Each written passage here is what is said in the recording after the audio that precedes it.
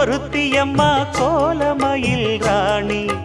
ஆடி வரும் பூங்கலசம் அழகிருக்கும் மேனி தேர் நடந்து தெருவில் வரும் ஊர்வலமா